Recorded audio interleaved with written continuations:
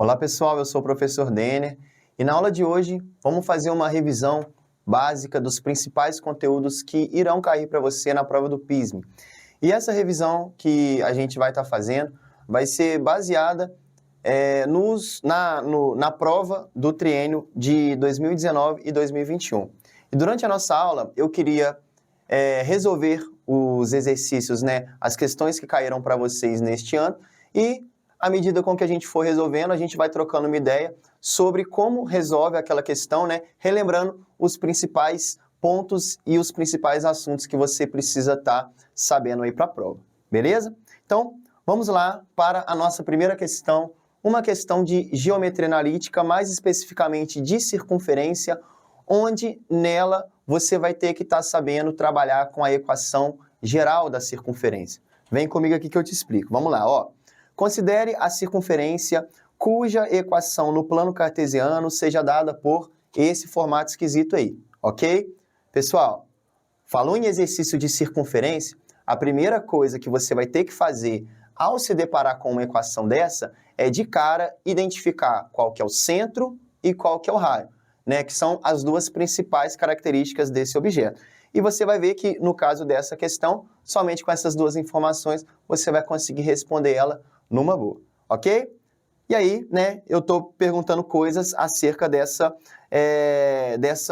circunferência. Por exemplo, olha aí a alternativa letra B faz relação ao valor do raio, letra C a mesma coisa, letra A, letra D e letra E dizem respeito ao posicionamento desta circunferência para com o plano cartesiano. Então, independente de todas as alternativas que temos aí, a gente precisa saber o centro e o raio.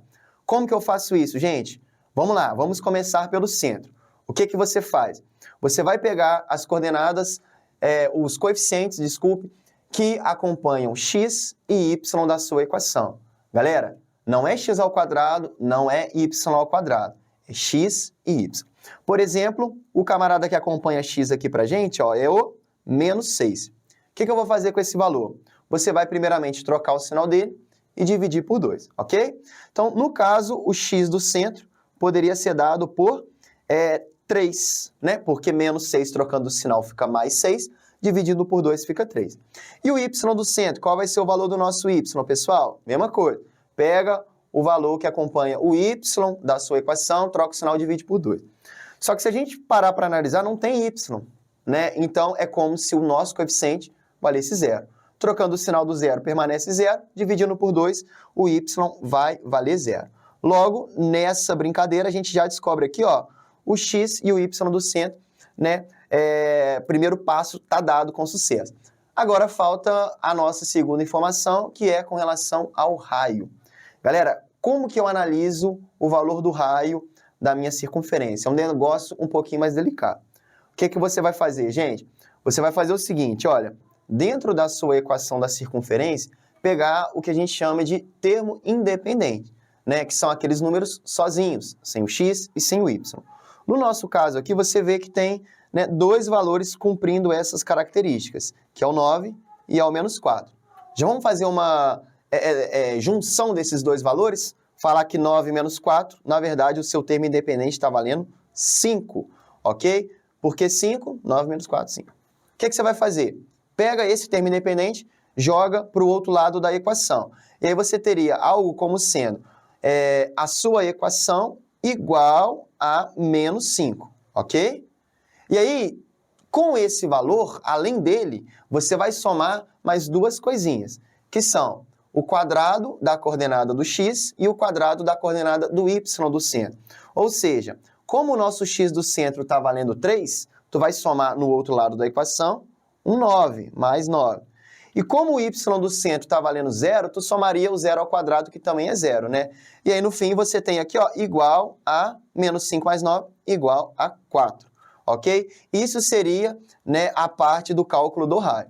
Uma coisa que você não pode esquecer é o seguinte, quando você trabalha com a equação de circunferência, mais especificamente com a equação reduzida da circunferência, vamos relembrar aqui como é que é o modelinho, ó. O modelinho é esse aqui, ó, x menos x do centro ao quadrado, mais y menos y do centro ao quadrado, que é igual ao raio ao quadrado. Uma coisa que você não pode esquecer, gente, é desse negocinho aqui. Olha que característica muito relevante. O raio, na equação, vem ao quadrado. Então, poxa, nas minhas contas aqui, ó, eu encontrei que o termo depois da igualdade está valendo 4. Pô, o que eu tenho que pensar? Qual que é o número que ao quadrado vai dar 4? Pensando um pouquinho, você vai concluir que o valor do raio é igual a 2. Ok? E a partir dessas informações, do x do centro valendo 3, do y do centro valendo 0 e do raio valendo 2, você vai tentar ter uma ideia mais geral da sua circunferência, ou seja, uma ideia de como é o posicionamento, né, e a dimensão desta figura dentro do plano cartesiano. Antes de eu fazer isso, já vou eliminar logo de cara duas alternativas, ó. Letra B vai embora, letra C vai também, né? Porque a gente viu que o raio está valendo 4, ok? Vamos fazer o desenho aqui da figura, gente? E nesse momento, de antemão, tenho certeza aqui que meu desenho não vai ficar perfeito, mas o que vale é a intenção, né, gente? Vamos lá, ó. Vou fazer aqui primeiramente a minha circunferência, ok?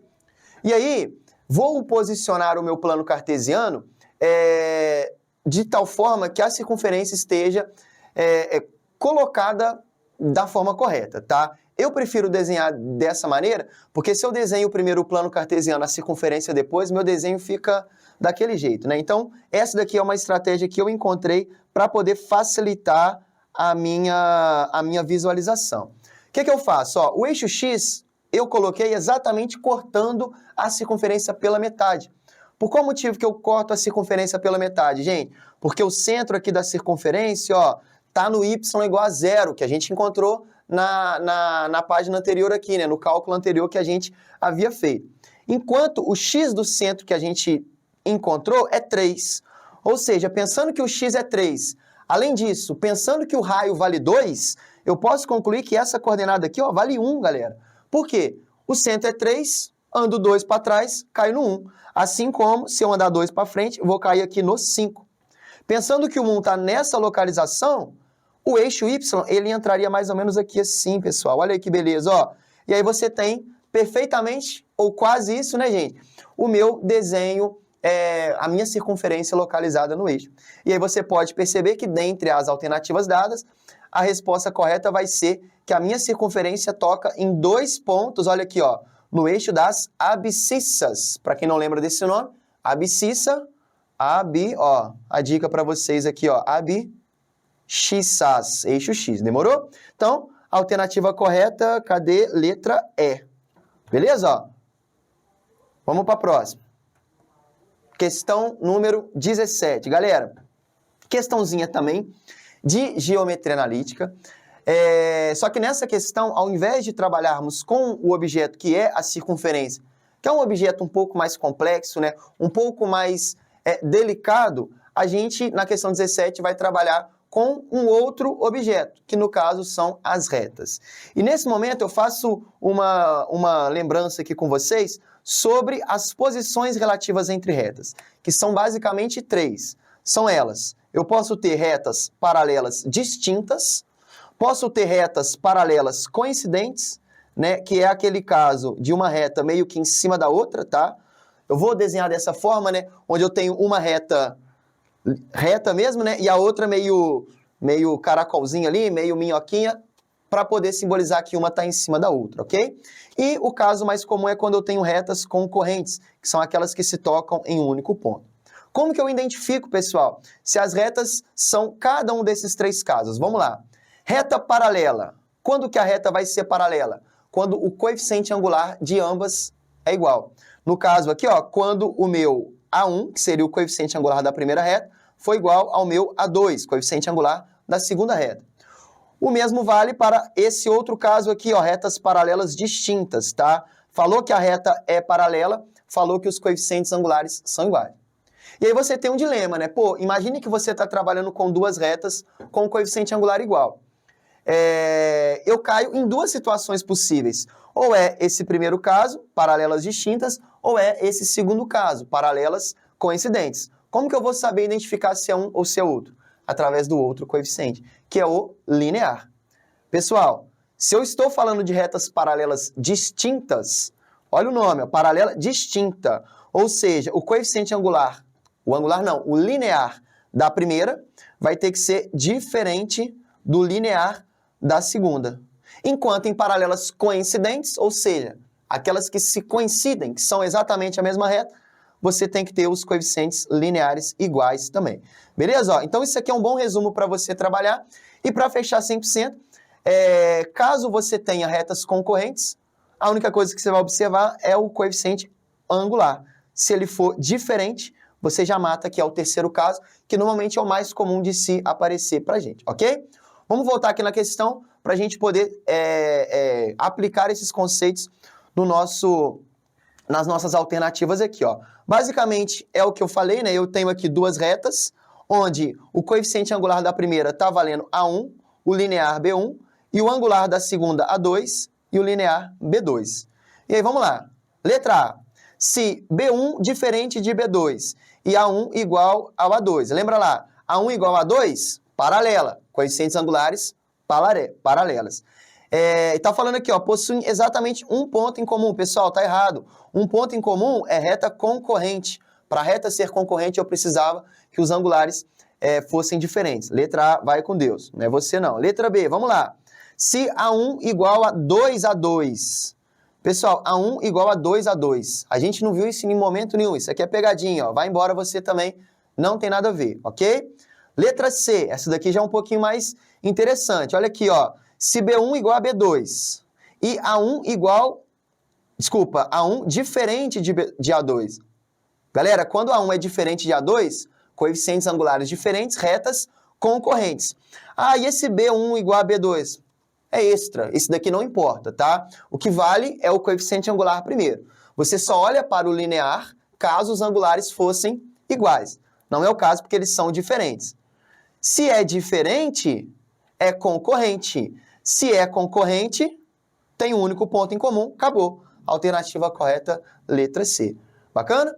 Vamos fechar com a D e com a E só para você ver o porquê que elas estão erradas, né? Se A1 vezes A2 é igual a 1, então R1 e R2 são perpendiculares. Olha só, pessoal, para quem não lembra, o que é uma reta perpendicular? É aquela que tem a angulação formada, a angulação entre as retas com um valor de 90 graus. A condição de perpendicularidade que a gente chama é o seguinte: duas retas serão perpendiculares quando o produto entre elas, quando a multiplicação do coeficiente angular da primeira com o coeficiente angular da segunda foi igual a -1. Aqui está quase, ó. Erramos por um sinal, galera. Se tivesse o menos aqui, a alternativa D também estaria correta, mas não é o caso. E por fim, se A1 mais A2 igual a -1. Então R1 e R2 são perpendiculares. Aí é para poder fazer essa confusão na cabeça de vocês, né? Para a galera que não lembra a operação, lembra só do -1, poderia marcar a letra E, né? O erro está aqui, ó, não é soma, seria uma multiplicação. Fechou? Então, isso daqui, gente, é um bom resumo, tá? Cara, e pode ter certeza que vai cair para você na prova. Principalmente para o pessoal que vai fazer a prova aberta também. Se não aparecer uma questão dessa na fechada, vai aparecer na aberta. Pode ter certeza, pessoal. Isso aqui todo ano cai, não vai ser esse ano que vai ser diferente, né? Aí só porque eu falei eu vou zicar o negócio. Mas enfim, a gente trabalha com aquilo que mais cai, né? A chance disso cair tá lá em cima. Vamos lá, galera. Questão número 18, e para você que vai fazer o Enem também, ó, esse tipo de questão é muito frequente na prova do Enem. E para o PISME, nem se fala, tá? Para o PISME, esse tipo de exercício cai com força também. Vamos lá. Do que eu tô falando, galera? Eu tô falando desse negócio aqui, ó. Tô falando do anagrama. Inclusive eu, quando era criança, se eu tivesse um cachorro, eu queria chamar ele de Renedy. Olha que criança perturbada que eu era, né? Por que é Renedy? Porque é um anagrama do meu nome, né? Olha aqui, ó. Se eu pegar a palavra Denner e ler Denner de trás para frente, seria Renedy. Olha só como que eu não tinha miolos na cabeça, né?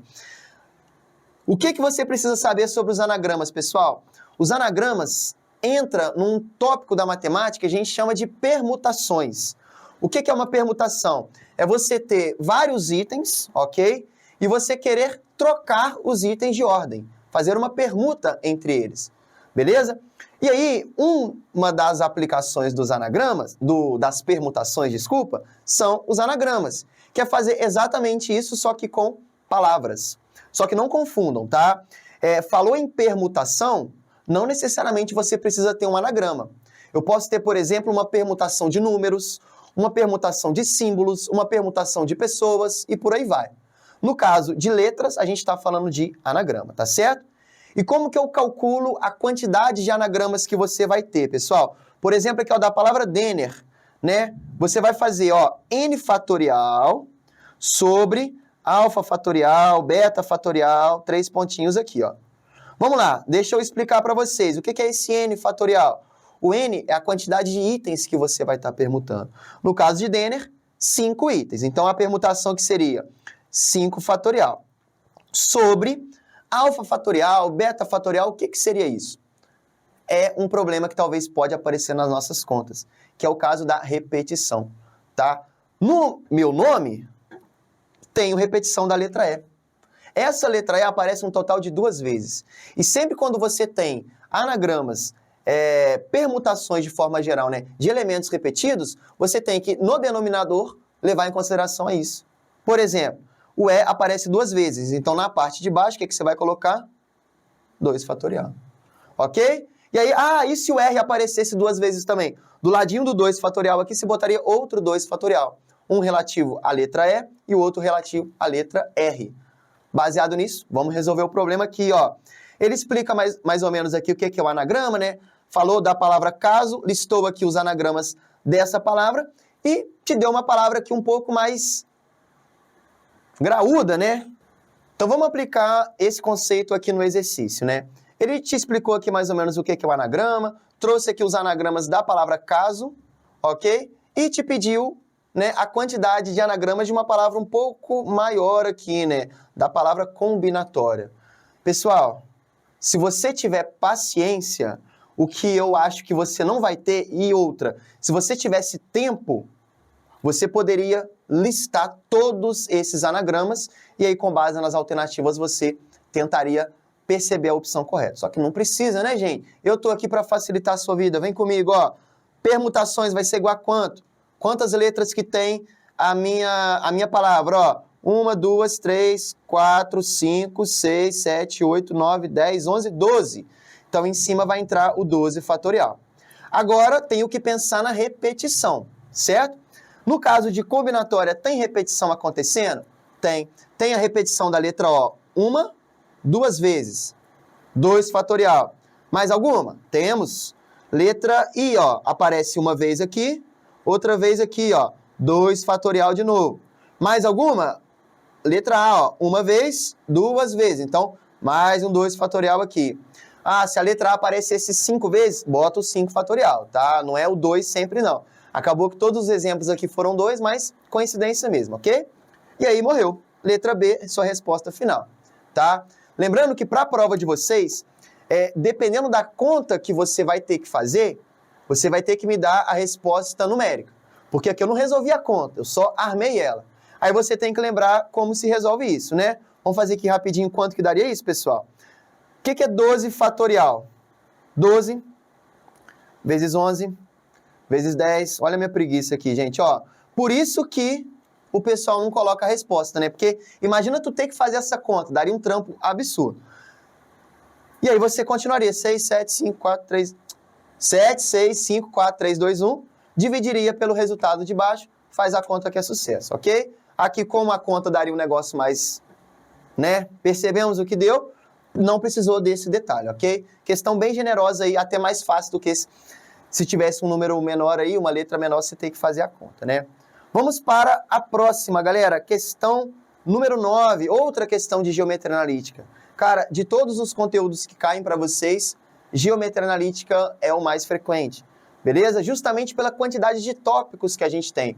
Porque na geometria analítica a gente trabalha com 3 objetos principais, que é a circunferência, fizemos uma questão já nessa prova, inclusive, reta, também fizemos, e agora é uma questão de pontos, né? Que são os 3 objetos que culminam aí toda a matéria cobrada para você na prova do PISM. Vamos lá.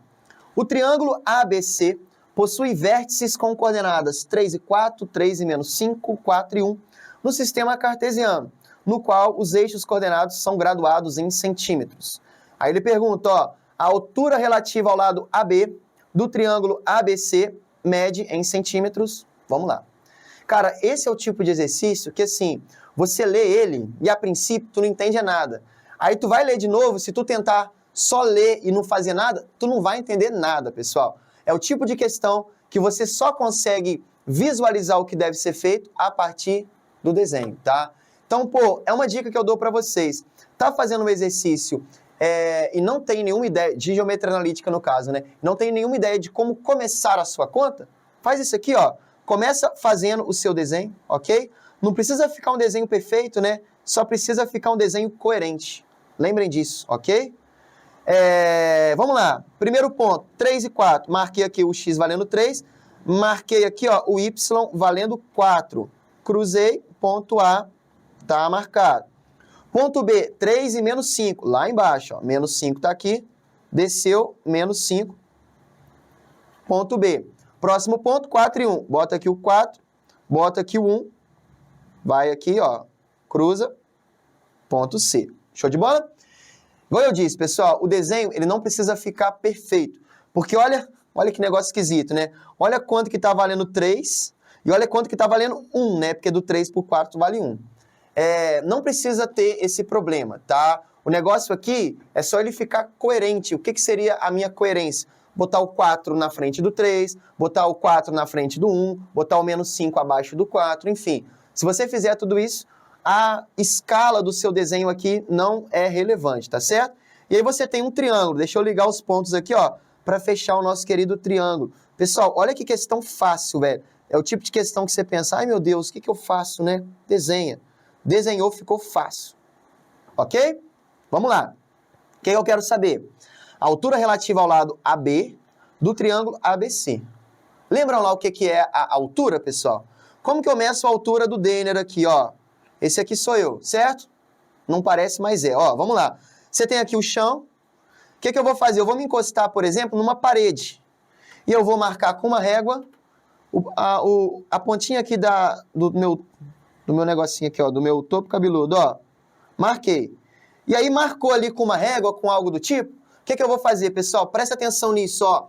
Eu vou descer com uma fita métrica de onde eu marquei até o chão. Só que você não pode descer de qualquer forma. Você não pode descer assim, ó. Por exemplo, ó. Você não pode ligar lá do topo até embaixo de uma linha diagonal. Não pode. Vai dar uma altura muito maior do que a minha. É como se eu estivesse encostando na parede meio que deitado. Isso não faz sentido. A altura, você sempre tem que descer do ponto mais alto até o ponto mais baixo em linha reta. Em linha reta. Pensando nisso, vamos aplicar o conceito aqui, ó. A altura relativa ao lado AB. Então, eu tenho que olhar para esse lado aqui, ó, o lado da esquerda. Qual é a altura dele com relação ao próximo ponto, ao outro ponto, que no caso seria o ponto C. Então, ó, para você que está com dificuldade de visualizar a altura, faz isso aqui, ó. Vira a cabeça. É como se eu estivesse mexendo no triângulo. Vou até desenhar ele aqui pro lado, ó, para você entender do que eu estou falando, ó. Nossa, o desenho ficou ruim, né? Mas não importa, não. Vamos lá, gente. A, B e C. Olha aqui, ó. Do A até o B e o C é essa altura aqui, gente. Olha no desenho quanto isso vale, pessoal. A altura aqui no desenho ficaria assim, ó. Ó. Eu te pergunto, quanto que tá valendo isso, gente? Pô, eu tô saindo aqui do 4 e tô indo aqui no 3. Quanto vale essa altura? Vale 1. Moleza, tá, gente? Então, de novo, o desenho, galera, é uma ferramenta, assim, essencial para a sua questão. Se você não fizesse o desenho, daria para fazer a questão? Daria. Mas você teria que utilizar essa fórmula aqui. Olha que fórmula esquisita, velho. Ó, fórmula lá de distância entre ponto e reta.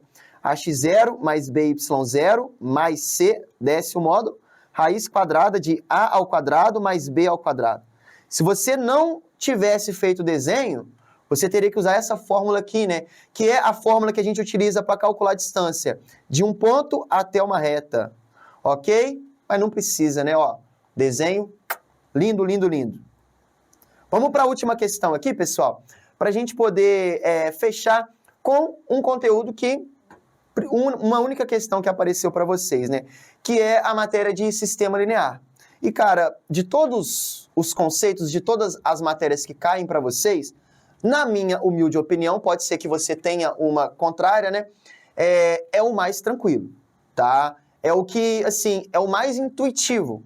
É aquele tipo de exercício que você consegue resolver talvez não fazendo a conta, talvez ali usando as alternativas, talvez ali usando uma lógica que você pode pensar ali na hora, enfim, é uma questão mais que dá para você dar aquela famosa enrolada caso você não consiga, caso você não lembra a forma correta de se realizar os cálculos. Mas vamos lá. Ao final de um dia de trabalho, os garçons João, Antônio e Paulo dividiram entre si R$300 em gorjetas. O que eu vou fazer aqui, gente? Eu já vou atribuir valores a cada uma dessas pessoas, ok? Por exemplo, João, quanto que ele recebeu? Não sei. Vou colocar que ele recebeu J, por exemplo. Antônio recebeu A. E Paulo recebeu P. Eu sei que os três juntos receberam 300 conto aqui, ok? Já vi muita gente usando, ao invés dessas letras, a galera usa X, Y, Z. Pode ser. Só que, pô, eu acho mais fácil para eu me organizar botar as iniciais das pessoas aqui, porque às vezes, por exemplo, estou fazendo X, Y, Z, calculei o Y igual a R$50. Aí na hora de marcar, quem que é o Y, sacou? Aí às vezes a pessoa confunde e tal, aqui não tem erro, fica mais fácil.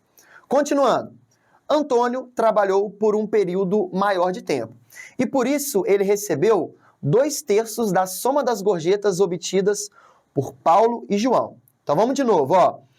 O Antônio, vamos começar pelo Antônio. O Antônio, ele recebeu quanto? Ó, ele recebeu igual, né? O valor que ele recebeu é igual a 2/3, vamos lá, 2/3 da... Galera, na matemática, sempre quando aparece um dia, um do, um dá, é vezes, tá?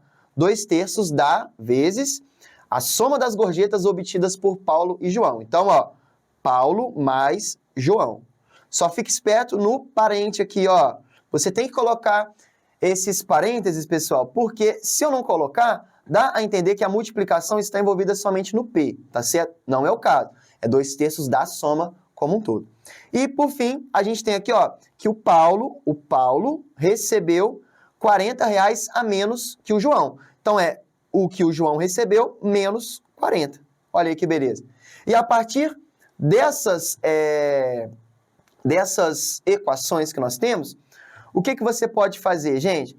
Você pode montar um sisteminha aqui, ó, fazer algumas substituições, por exemplo, o P está valendo J menos 40, pega esse valor, substitui na equação de cima, substituindo na equação de cima você teria o valor de A, pega o valor de A, substitui na de cima, e o P também substituindo na de cima, vai dar uma conta ok, mas não tem essa necessidade.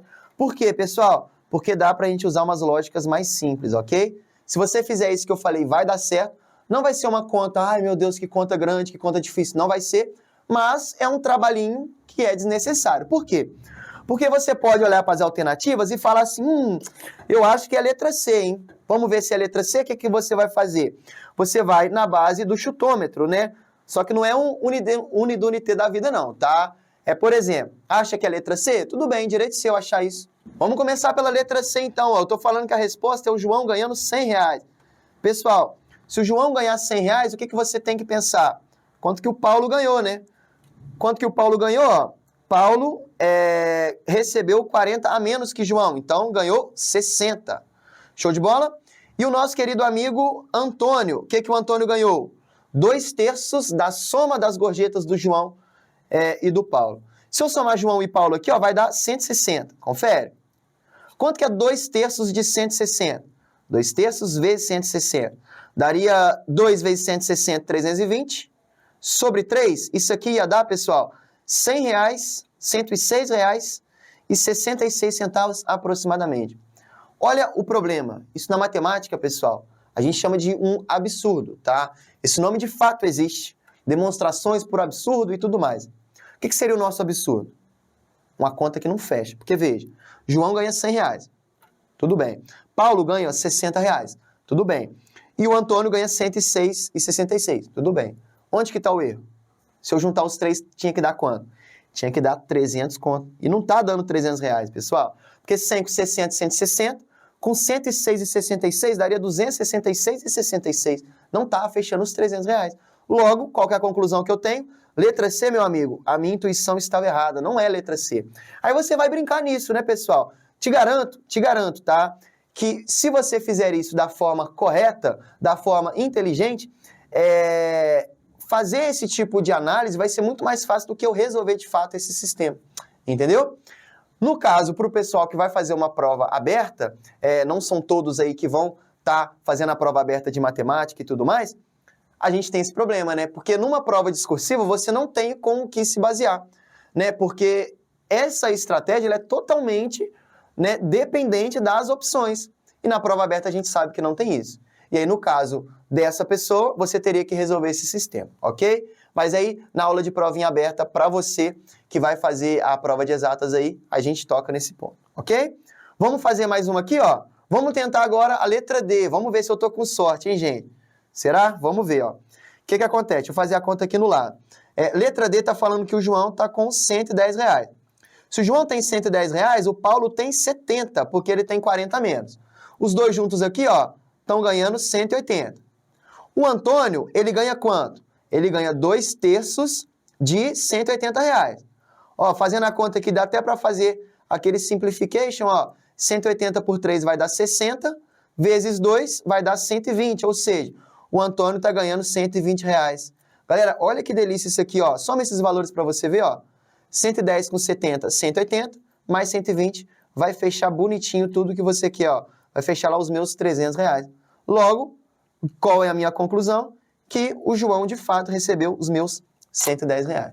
Beleza? Então, gente, essa nossa aula aqui foi justamente para poder te dar essa noção geral do que pode cair, do que mais cai, do que você pode estar fazendo no exercício sem precisar ficar usando fórmula, né? A gente viu no exercício de geometria analítica, que era só desenhar. A gente viu nesse daqui, que era só ler o texto e chutar as alternativas, né? Mas não é um chute que vocês, acredito, gostariam de fazer, de só um uni do unité da vida ali, que a gente sabe que, dependendo da questão, a galera gosta de fazer isso, mas não é legal, né? Porque você tem uma chance em 5, né? A chance de você errar é muito maior. Então, assim, essas ideias, pessoal, levem para a vida de vocês, não só para a prova do PISME, prova do Enem, outros vestibulares que vocês forem fazer na vida de vocês, tranquilo? E a nossa aulinha é essa, tá? Espero que eu tenha ajudado vocês. Desejo uma excelente prova e até mais, galera. Valeu!